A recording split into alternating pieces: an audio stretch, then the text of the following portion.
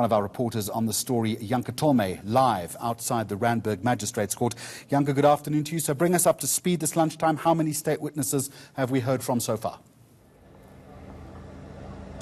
Yes, Mr. Dlamini was the first and probably the most important witness that we've heard from so far since the state started with the trial this morning. I do have with me my colleague Malungelo Boy, who has been in court since the media can't record the proceedings. So I'm just going to get him in on this specifically.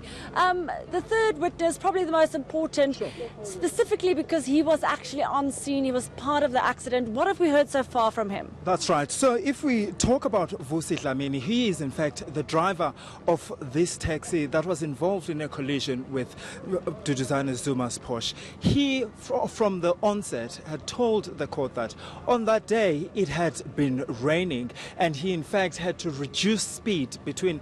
Now he was driving between 90 kilometers per hour and 100 kilometers per hour because of the inclement weather conditions. We've heard him telling the court, in fact, that one of the passengers in his taxi had actually told him to be on the lookout of the vehicle. That is Mr. Duduzane's Porsche, which was approaching him, and he says when he started to look, it was already too late. The vehicle had already hit his car. He says his taxi spun several times, and in fact it was blocked by a barrier line from falling over. What other details? I saw some of your tweets, pretty gruesome details about what was then the aftermath after that accident. Specifically, the deceased was killed instantly. That's right. In fact, Phumzile Dube died on the scene. We've heard that she was hanging from the taxi window, and also she was also not the only person at Janke who was injured in this incident. We're told that 3 other people were also injured in this incident. But what's more interesting for me, what is coming out of Mr. Dlamini's testimony, was that he is actually saying that it was wet on that day, and he too had actually had to reduce his speed. There's Mr. Duduzane Zuma now living, accompanied him, Janke. You can see there's people from the BLF who were also inside court. Janke, they have been supporting Duduzane Zuma since the start really of this case. But interestingly enough, today we're not seeing the former president, who has actually been side by side with Duduzane Zuma as he appeared in court. What is the focus of the state's witness specifically here? What do they want to prove with the? Obviously, they don't want to find him guilty. He's not supposed to be the guilty party here. What do they want his role to be in today's proceedings? So, when you look into what the state is trying to do here with all these witnesses that they've brought up so far, they're trying to prove that Mr. Zuma was driving this grand and luxurious car. In a way, he should have done a lot to avert this collision or accident.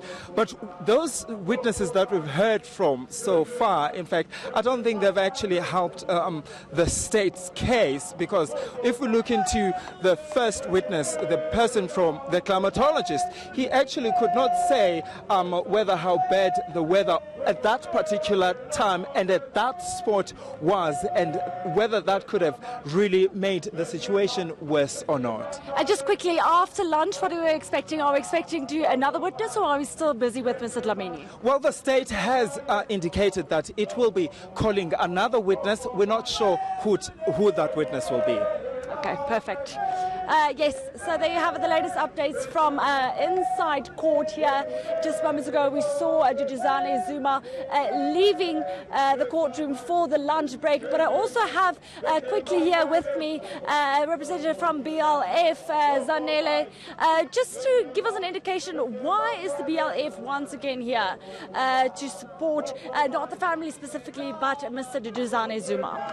Yes, our position as Black First Land First on this particular matter is that this was an accident, and there is no denial of that. Duduzane Zuma did not wake up and, for example, call for concomitant action against peaceful mining workers who were protesting in Marikana, for example.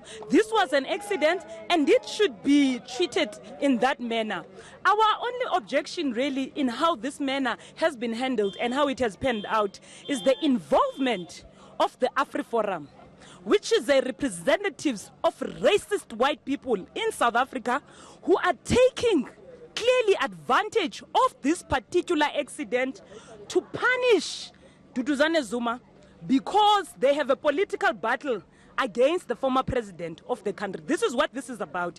If you have been following what we have been saying as Black First Land First since this case has been handled by this particular court, is that first of all, we do not believe Duduzane Zuma will be subjected into fair trial.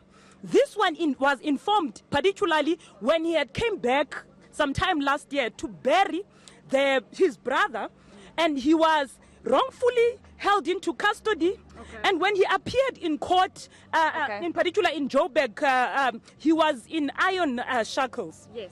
Okay, sorry, we have to wrap it there due to time constraints. But what you heard from the BLF, they've been standing with Duduzane Zuma, saying it was an accident and he is being persecuted for political reasons. But we will have more updates on the court proceedings throughout the day.